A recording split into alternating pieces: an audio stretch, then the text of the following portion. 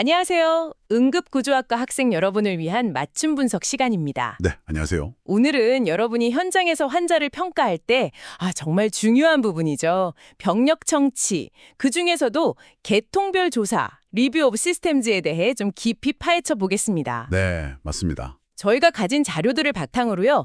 이 체계적인 질문법이 어떻게 환자 평가의 질을 높이는지 그 핵심만 쏙쏙 뽑아서 전해드릴게요. 네, 그 계통별 조사라는 게요. 환자가 처음에 딱 말하는 증상 있잖아요. 그거 말고 놓치기 쉬운 다른 문제점들? 이걸 찾아내기 위한 아주 체계적인 질문 세트라고 보시면 됩니다. 그냥 체크리스트는 아니군요. 그렇죠.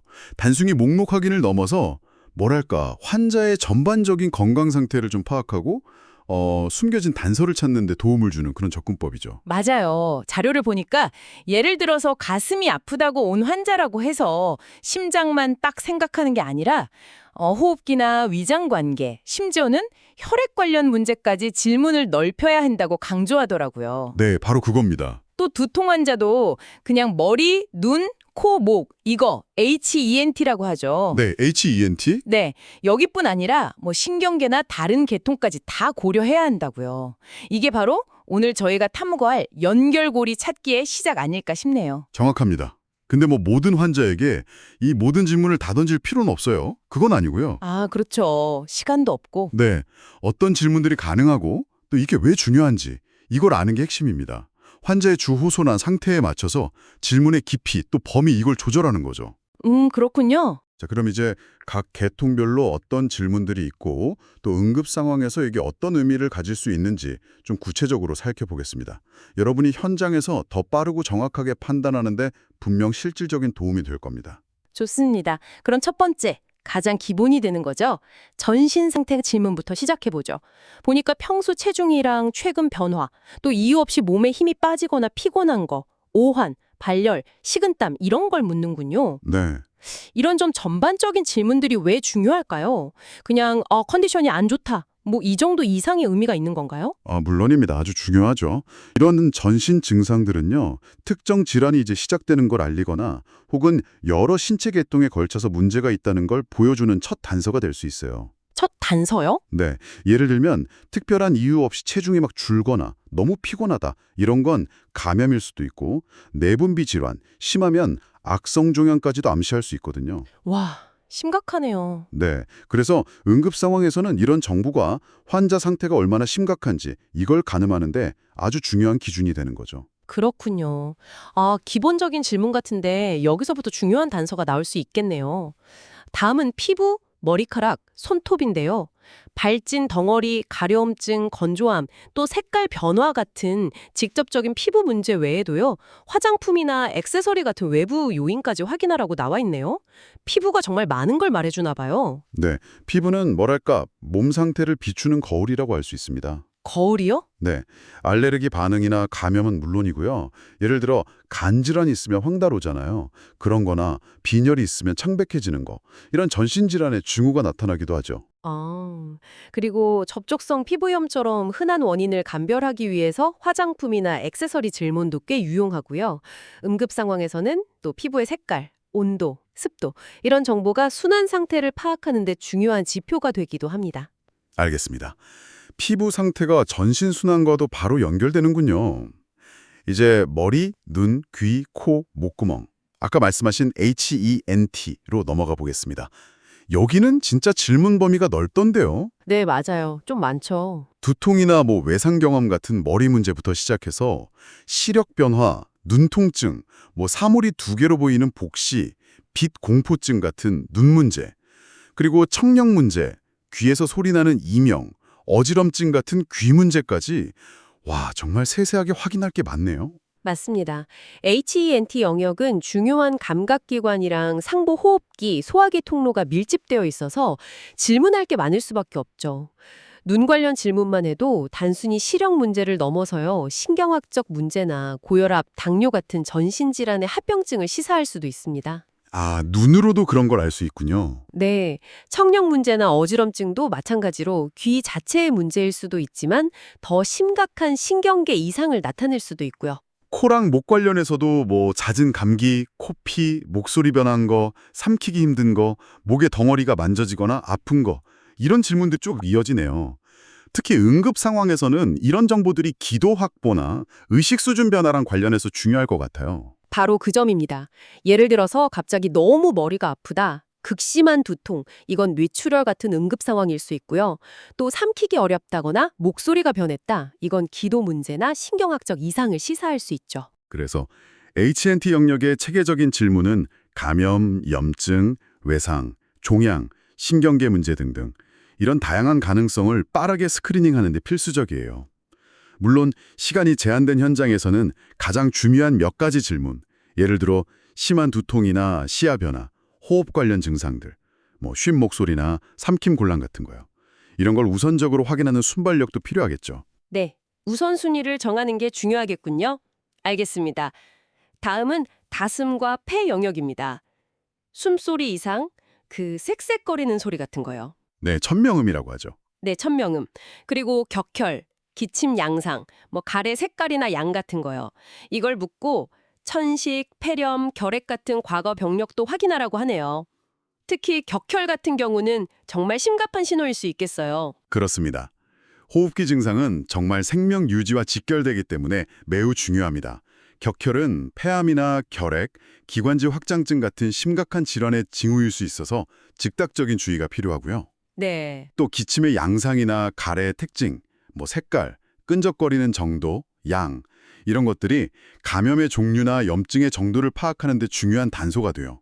예를 들어 녹슨 색깔에는 폐렴구균 폐렴을, 분홍색 거품 같은 가래는 폐부종을 시사할 수 있거든요. 아, 가래 색깔만 봐도 그렇게 추측할 수 있군요. 흥미로운 점은 폐 문제만 묻는 게 아니라 마지막 흉부 X선 촬영 시기까지 확인한다는 거네요. 과거 검사 결과도 중요한 정보가 될 수 있군요. 물론입니다. 이전 검사 결과랑 비교하는 건 현재 상태 변화를 이해하는 데 아주 큰 도움이 됩니다. 특히 COPD, 만성 폐쇄성 폐질환이나 천식 같은 만성 질환자분들은 평소 상태랑 현재 증상을 비교하는 게 악화 정도를 판단하는 데 아주 중요하죠. 으로는 역시 심장과 혈관 계통이 중요하겠죠.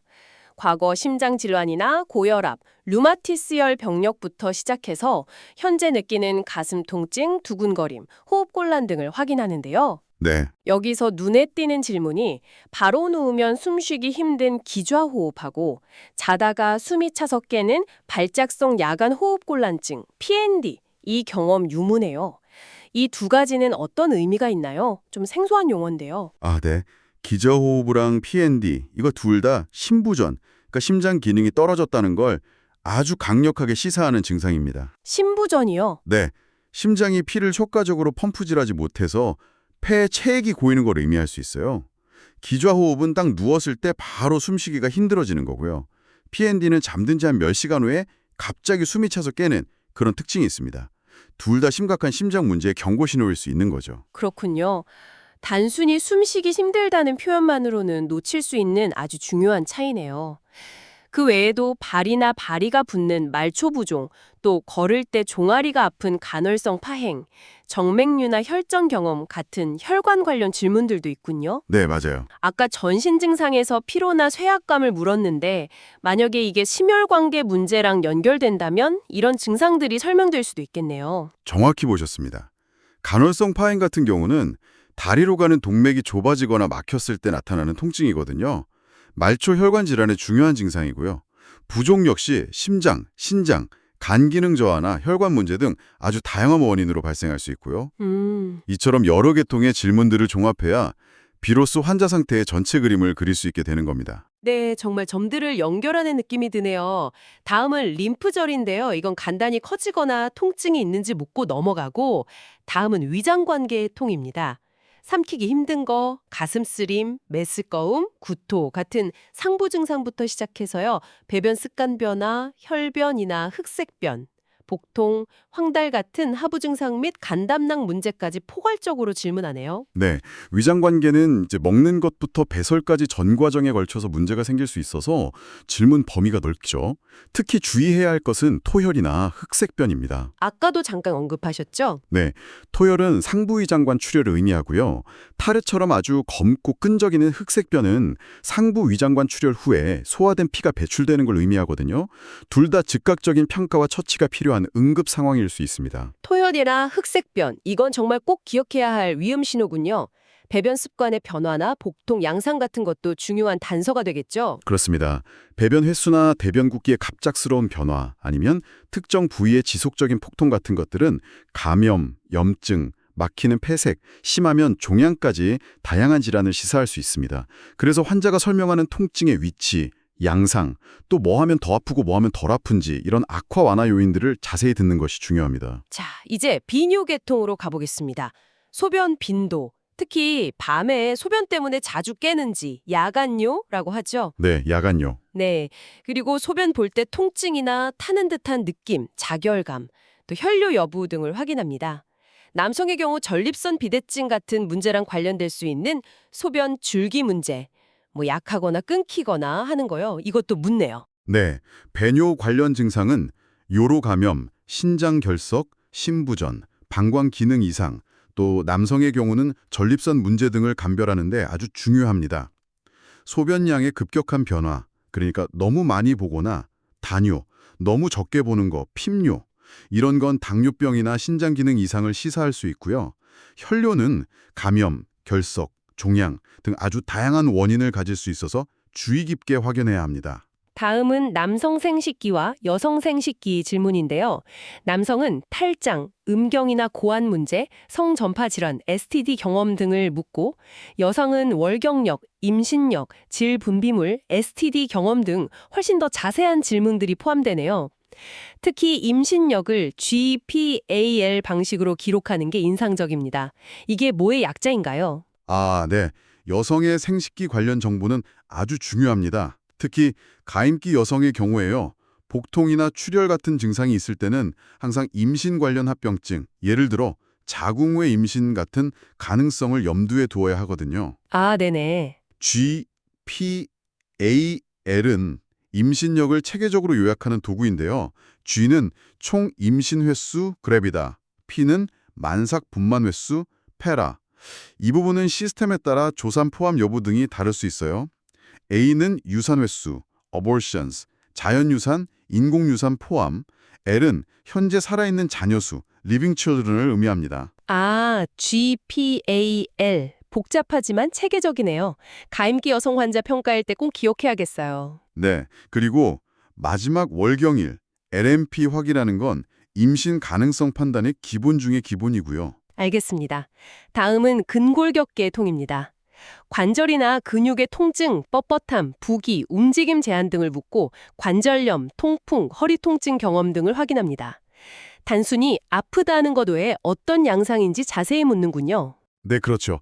통증의 위치, 언제 시작됐는지, 양상, 예를 들어 쑤시는지 저리는지, 또 뭐 하면 더 심해지고 덜해지는지, 아침에 심한지 저녁에 심한지, 이런 걸 구체적으로 파악하는 게 중요해요.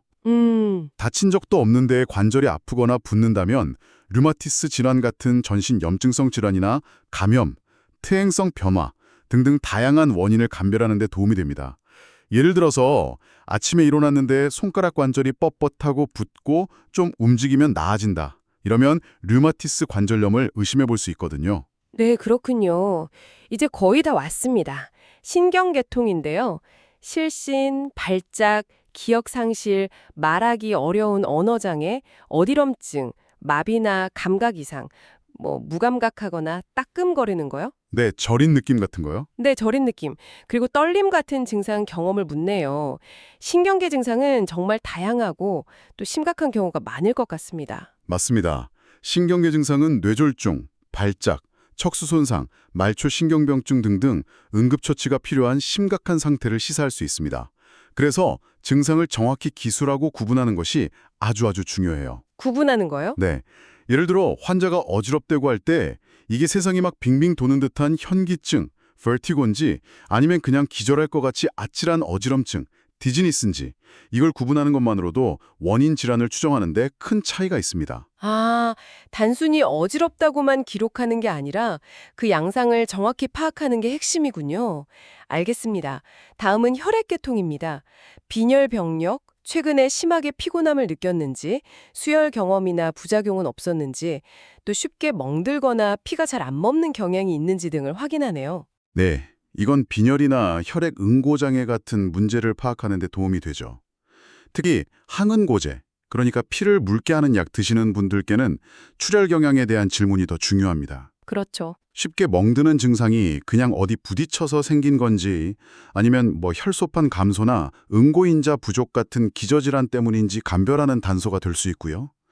앞서 확인했던 피부 상태, 창백하거나 자반이 있거나 혹은 위장관계 증상에서 흑석병 같은 거랑 연관지어서 생각해 볼 수도 있겠죠. 아, 정말 여러 계통의 정보가 이렇게 서로 연결되는군요. 신기하네요. 다음은 내분비 계통입니다. 갑상선 문제, 더위나 추위를 타는 게 변했는지, 땀을 너무 많이 흘리진 않는지, 그리고 당뇨병 관련 증상들, 그러니까 심한 갈증, 배고픔, 잦은 배뇨 이런 걸 묻네요. 네, 내분비 질환은 전신에 걸쳐서 아주 다양한 증상을 유발하기 때문에 관련 질문들이 포함됩니다. 갑상선 기능 항진증 같은 경우는 더위를 못 참고 땀 많이 흘리고 심장이 두근거릴 수 있고요. 반대로 기능 저하증은 추위를 많이 타고 몸이 붓고 피로감을 느낄 수 있죠. 당뇨병의 전형적인 증상 확인은 기본이고요. 이런 질문들을 통해서 잘 조절되지 않는 당뇨나 아니면 숨겨진 내분비 문제를 발견할 수도 있습니다. 드디어 마지막입니다. 정신과 병력인데요. 불안, 스트레스, 우울감 경험, 그리고 자살 생각 여부까지 질문에 포함되어 있네요. 이 부분은 현장에서 질문하기가 상당히 조심스러울 것 같습니다. 네, 맞습니다. 매우 민감한 부분이죠. 하지만 환자의 안전과 직결될 수 있기 때문에 필요한 경우에는 반드시 확인해야 합니다. 그렇겠죠. 정신적인 문제가 가슴 통증이나 호흡곤란 같은 신체 증상으로 나타나기도 하고요. 이걸 신체화 증상이라고 하죠. 또 불안 발작이나 공황장애 자체가 응급 상황일 수도 있습니다. 그리고 자살 생각이나 시도는 그 자체로 즉각적인 개입이 필요한 응급 상황이고요. 네. 물론 이때는 절대로 비난하거나 판단하는 태도를 보이면 안 되고 공감하면서 아주 조심스럽게 접근하는 태도가 무엇보다 중요합니다. 환자의 안전을 최우선으로 생각해야 하는 거죠. 네, 오늘 저희는 응급환자 평가의 정말 중요한 축이죠. 계통별 조사에 대해 아주 깊이 있게 살펴봤습니다. 들어보니까 단순히 질문 목록을 따라가는 게 아니라 환자의 주 호소 너머에 숨겨진 단서들을 찾아내고 또 각 계통의 정보를 연결해서 환자의 전체적인 상태를 이해하는 과정이라는 것을 알 수 있었습니다. 맞습니다. 특히 제한된 시간 안에 정확한 판단을 내려야 하는 응급 현장에서 이 체계적인 접근법은 정말 강력한 도구가 될 수 있습니다. 각 질문의 의미를 잘 이해하고 환자의 상황에 맞게 적용하는 연습을 꾸준히 하신다면 여러분은 더 예리하고 효과적인 평가 능력을 갖추게 될 겁니다. 오늘 나눈 이야기들이 여러분의 현장 활동에 실질적인 도움이 되기를 바랍니다. 마지막으로요, 오늘 이야기를 바탕으로 여러분이 현장에서 또는 학습 과정에서 스스로에게 던져볼 만한 질문을 하나 남겨드리고 싶습니다. 네, 좋습니다. 단순히 질문 목록을 확인하는 것을 넘어서요. 환자가 자신의 증상을 어떤 순서로 그리고 어떤 방식, 그러니까 어떤 표현이나 감정을 담아서 이야기하는지 이걸 관찰하는 것이 혹시 추가적인 진단 정보를 줄 수 있을까요? 그럴 수도 있겠네요. 예를 들어 가장 중요해 보이는 증상을 마지막에 마지못해 이야기하는 환자랑 어찌 보면 사소해 보이는 증상을 계속 강조하는 환자 사이에는 어떤 차이가 있을지 한번 생각해 보세요. 병력 청취는 과학이면서 동시에 환자의 이야기를 깊이 듣는 기술이라는 점을 기억하시면 좋겠습니다. 이러한 미묘한 단서들까지 포착하려는 노력이 여러분을 더욱 뛰어난 응급구조사로 성장시킬 겁니다.